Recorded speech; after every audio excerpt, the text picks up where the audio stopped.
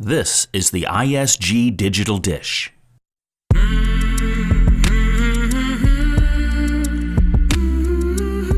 Hi, everybody. Welcome to the Digital Dish. I'm Lois Coatney, and I lead the development of a new collaboration platform. I'm Jeanne Cuff. I implement tools to help customers understand their digital environment. And I'm Julie Fernandez. I work with clients trying to improve all aspects of their HR and people development. We're a group of women who work for a global digital firm, ISG, and we've created a new podcast, Digital Dish, which explores what it means to be a woman in the digital world. Our goal is to create a space for women's voices and experiences in digital. Hey, welcome everybody to our newest episode of ISG Digital Dish. How you guys doing, Lois and Julie? Oh, doing good. It's getting fall. I don't know. This time of year always starts to get the sweaters, got to get them out of the closet. So it's kind of a nice time of year to see what your sweaters look like again. I know. I have my kids back to campus. I have no idea if they're going to school or not, but You never know. they wanted to leave, so I was okay. We need to not take offense to that. You know, when our kids are really desperately want to go to college, even though they're going to stay in their room the entire time. That's right. Yeah. I was happy for them. Go. Well, it's interesting because I did this interview in March, back before everything blew up in New York City. And this is one of my best friends. This is my friend Francine Jackson. She's executive director at JPMorgan. But we went to grad school together. I'm a late bloomer, so there you go. But we've been really talking about this for like 3 years. How are we going to talk about it? We want to talk about QA, and we want to talk about the methodology and agile versus waterfall. So this is something she and I have been kicking around for a couple of years. So hang on a second, Jeanne. Hang on a second. So QA, like quality assurance, is that what we're talking about here? Just so we get some acronyms straight? Yes. And even though I'm a huge geek, I thought it was Q&A for the longest time. I thought, well, it's testing, it's questions, no, it's quality assurance. Okay, and I'm pretty sure the waterfall is not going to be scenery, right? I mean, we're going to be right. Waterfall is a project management methodology and agile. And that's why, Francine, I really had to get that straight. So she was great to talk to about that. And that's what she kicks around, so I'm looking forward to it. I think it's a really great interview.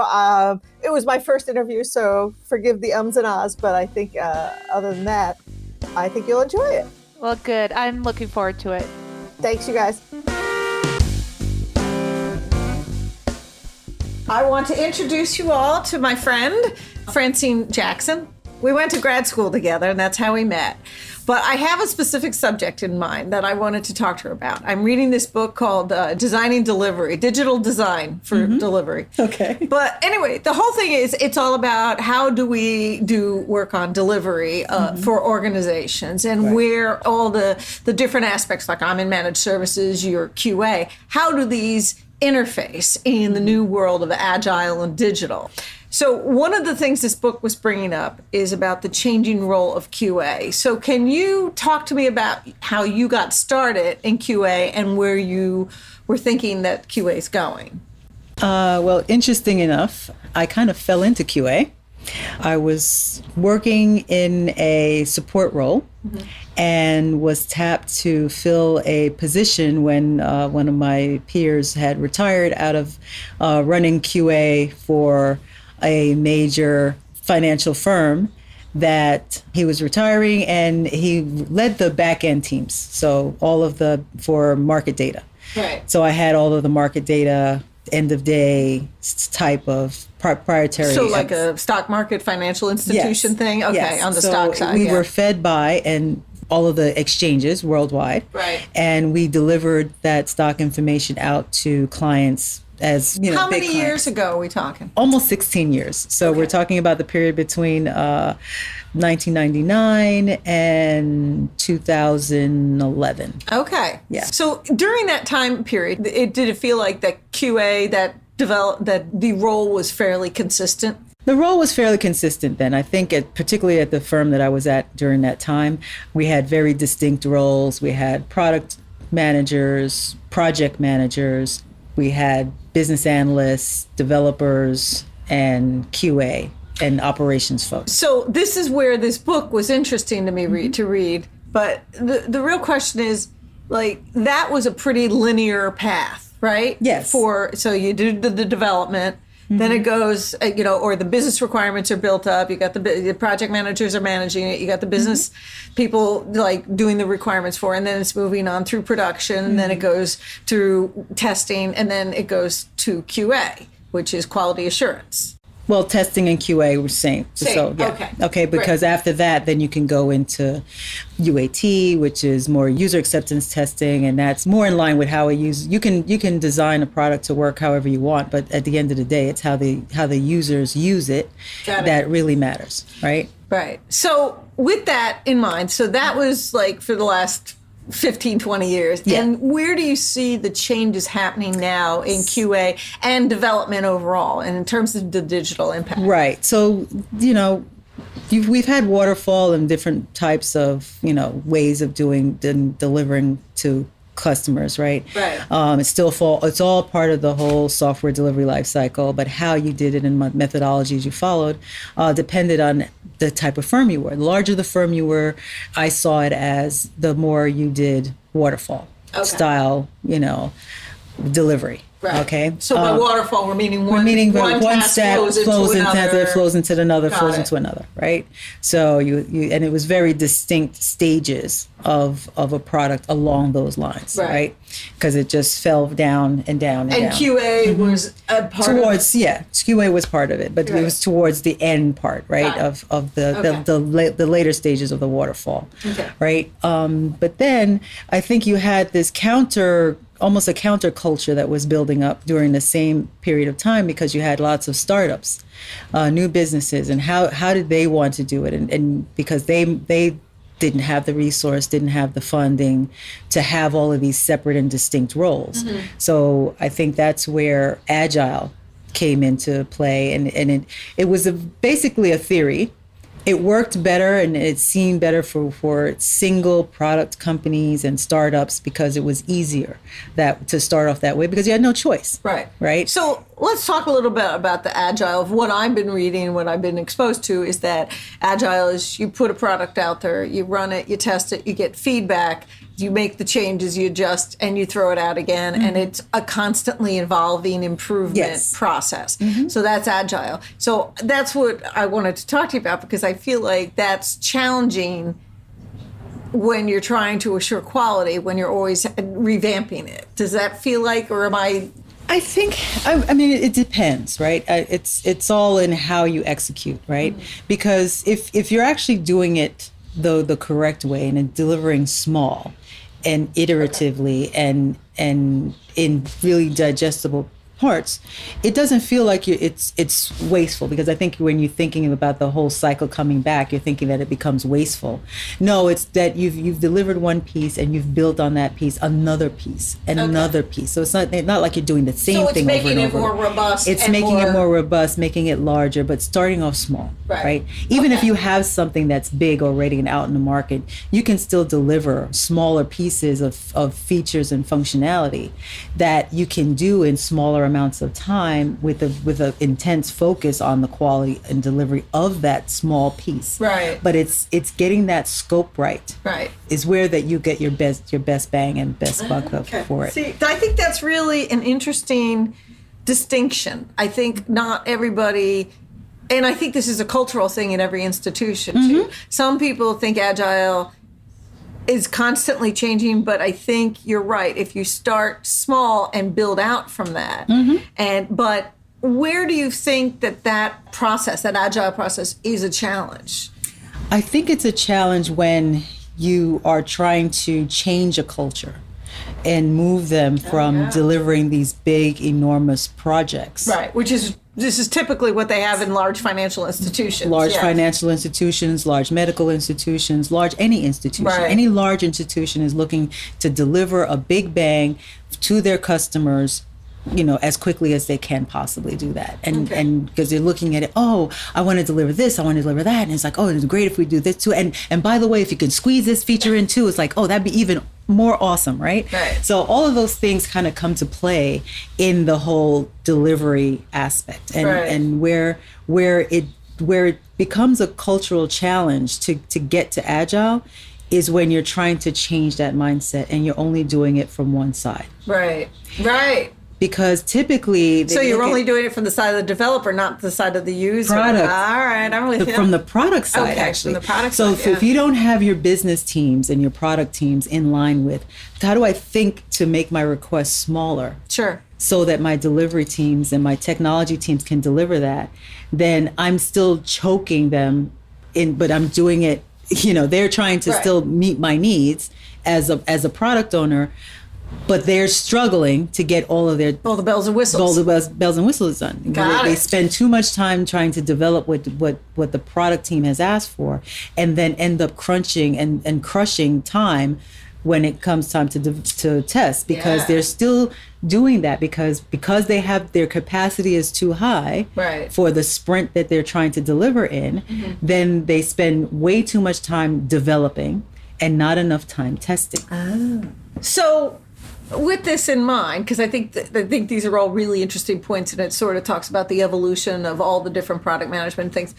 I know you and I have had conversations about QA and where is it going. So what's your thought about the future of QA? Because a lot of the agile is like QA needs to be part of the development team, and you got to incorporate them and be part of the continuous improvement. So where do you see evolving it to include these things? Where do you see that going for you? So I've seen the evolution where you had a need for manual QA testers, you had a need for automation QA testers that could really work on the back end type of systems. But to me, it seems as though the need for manual testers is really dying off. Okay. And it's becoming more of a UAT function rather than a QA testing function. Okay. And where the value of QA is coming in is really in test automation. Right. And understanding, because it's not that the need and the knowledge and the expertise of being a quality tester is not going to exist anymore. It's about how do I look at a product and how do I design my test to catch its failures from a user standpoint. Oh, because before they were always looking at code and how is it performing based on what we set requirements. Now the requirement builders really have to start thinking about what the users want and work with QA to develop the right. Yeah, so I think that what ends up happening is that, number one, I have to partner with my developer to, number one, help them to either build in more test-driven development, create the unit tests, or create the test before you create the code, which is an odd thing to think about. In terms of when you're developing code. Yeah. So if you want to make an application that says, "Oh, this needs to add 1 and 1 and make it 2," right? You build a test for that. Does 1 and 1 equal 2? Right. So you have to write the test to catch that failure, to say that adding this and this makes it to be 2 or not, right? So you want to think about literally the end test, goal, the end goal for the user. What's it going to do for them? And back into that into whole the code. Development and code and QA all together. Right. Interesting. So then it becomes, well, who's a developer and who's a tester? Right. Because two people are developing something, but they're developing it for two different things. Right, exactly. Right? It's like your audience for the testing. Yeah. Yes. Yeah. And it's hard to get good user testing. Yes. Users they want it to work. So developers are building because they're developing based on the specs that they were given. Whether that specs comes for a full-on detailed spec from waterfall style, or whether it's a story. Right. In agile style. So, but if you're looking at a story and you develop that story, it's like, and all the story says is, I need to be able to delete an address. Right. That's great. But a tester says, but the requirement of the firm is that they must be an address. So you can't delete all addresses. Right. You can only delete every address above this address. I must always still have one address. Okay. But if my story doesn't tell me that, right, you don't know it, and it's automated. you're a new developer, you're delivering to your story. Right. Right. But a tester's aspect, it's look at it. But you have to have a primary address. We cannot not have an address. Right. So there's that whole different aspect of thinking of it like that. So would you say automation automation is the thing that's driving these changes for the most part? Automation is driving a lot of the changes, because if you think about it, one of the things I think about a lot is, we have machine learning and we have AI, right? Right. How do we leverage those things to make code better? Yeah. Because a lot of what I'm seeing and reading in the market is really coming down to, do we have enough data to feed into a system to tell us this code is more likely going to break here? And what kind of advantage would that be to know from the very start, no, if you code it that way, it's likely to break, and you're likely to have a failure because of that, and have the system smart enough to detect its own failure that's coming. Sorry, I'm finding the name of this book. I'm so sorry. I'm like, oh, here it is. Okay, so it's Designing Delivery. This is the one that I recommend. Rethinking IT in the Digital Service Economy. Yeah. That's the book. Okay. So just wanted to get that in there. We might have to edit this around this so I can say it right. But yes. All right. Well, I don't want to take up a ton of your time, but I thought let's talk about this because this is something that you and I have been talking about, and I just wanted to get it at length, and I wanted to get it on tape because I think it's a really interesting discussion, and I think it's going to continue to be a challenge in a lot of organizations. It's like, what's automation? How do you do the quality assurance now with this whole change? So I think a lot of companies are going to have to rethink the way they do this. And that's what. And you know what? Even with the automation, it doesn't mean that we don't encounter failures or production failures and things like that. It's how smart can we get about doing our automation, and what are the limitations of doing automation, because there is still that part where, but the user didn't use it like that. Yeah. And we just can't outthink a user sometimes. That's true. That's a great place to end it. Thanks, Francine, for joining me on The Digital Dish. Thank you. Hey, Jeannie and Julie, that was a great conversation. Jeannie, it just kind of brings back a flood of memories of going through this shift from old waterfall and all of, QA and some of the new ways of working. That was a fantastic conversation. I'm so glad you had that chance. Well, I know. And honestly, it's been something that Francine and I have talked about for years. So I'm glad you guys got to listen to it. And that's why I'm joining you on the back end for a change. Well, I got to bring something up. It struck me, and I never thought about it this way. But, when we first started hearing about an agile way of working, and I also come from, I worked for a service provider for many, many years, and we did a lot of waterfall. And this new way of working, I never really thought about why it started. What was the trigger? I thought maybe someone just woke up someday and thought, oh, let's do things in shorter pieces and, get things out there faster. But that she brought up, it was, new tech companies who didn't have the money, who didn't have the people. They had to be creative and figure out how are we going to do a bunch of work, but with limited resource and time. And now it kind of makes sense why that was what really pushed us down this new way of software development. Be interesting to see if now larger firms can really adopt it successfully, right? And how that happens, and if it takes its own twists and turns, since it was a natural fit. It sounds like it was just the natural fit for these tech startups under the conditions, Yeah. The other thing is, and it's so great to have really smart friends like that, but I think that the other thing is that you think about combining the two, waterfall and agile. And we didn't actually get into that, Francine and I, but in the past, we actually have talked about how within the waterfall project plan overall, you can put in agile steps so you get that feedback. That sounds like a really smart thing to do. Yeah. Yeah. Well, if you think about the big, broad enterprise applications that are intermixed in so many different back office functions and front office functions. I mean, you can't just apply Agile to the entire operation, but you certainly can make small bits of change, but still have that visibility, that kind of enterprise visibility. So you're right, it has to be that mixed bag, but everybody needs to really get on that bandwagon. I mean, I remember when it first started, there was a lot of training. People were reading the Phoenix Project, I think it was called, just getting people comfortable with what that might be. But I just wonder if you look across the industry, how much have we really evolved? How have we been able to absorb this change both in small and big companies? I don't know.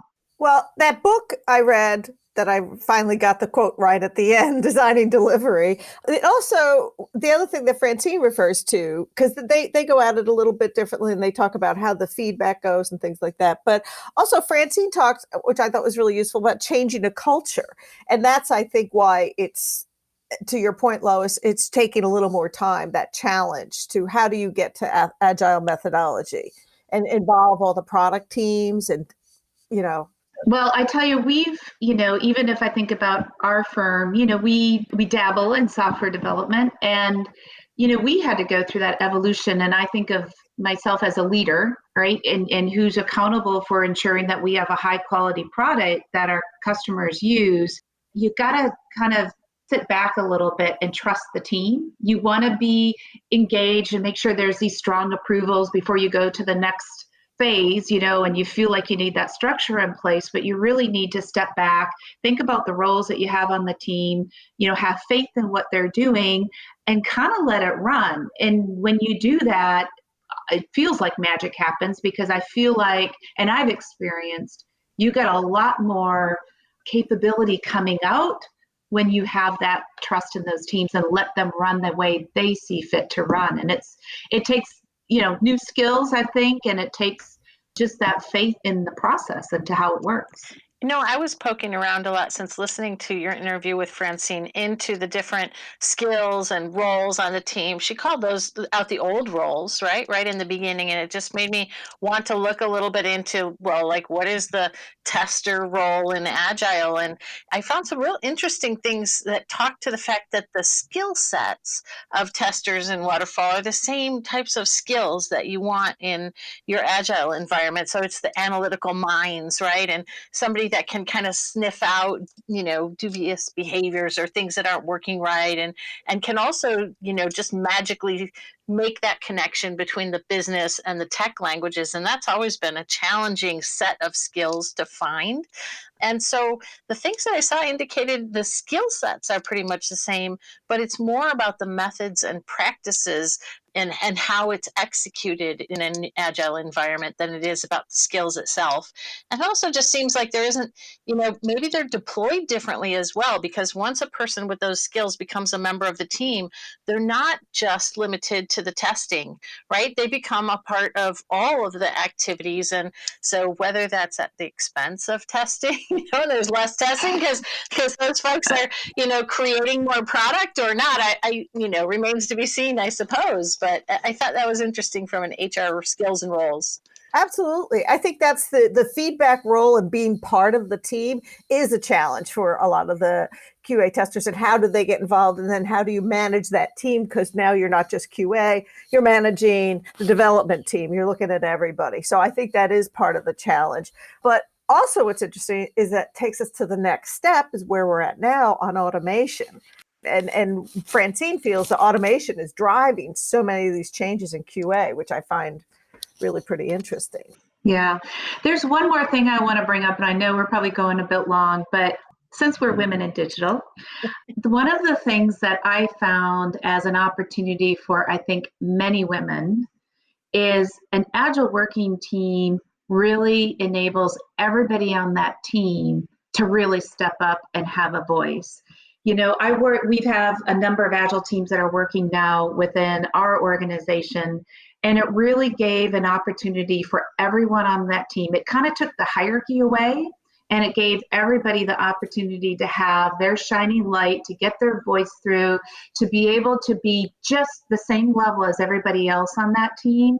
And so I guess, if anything, just looking at opportunities for women as they enter into a development or an IT sort of environment, I think this is a great way to kind of level that playing field and really give anybody, no matter what level they're at, a voice into how you develop products. So I'm hopeful this is really, helping many of us to excel.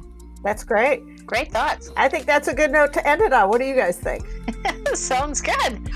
Thank you. See you guys. Take care. Thanks for joining us on ISG Digital Dish. If you like our podcast, Subscribe and please rate and review us. Thanks.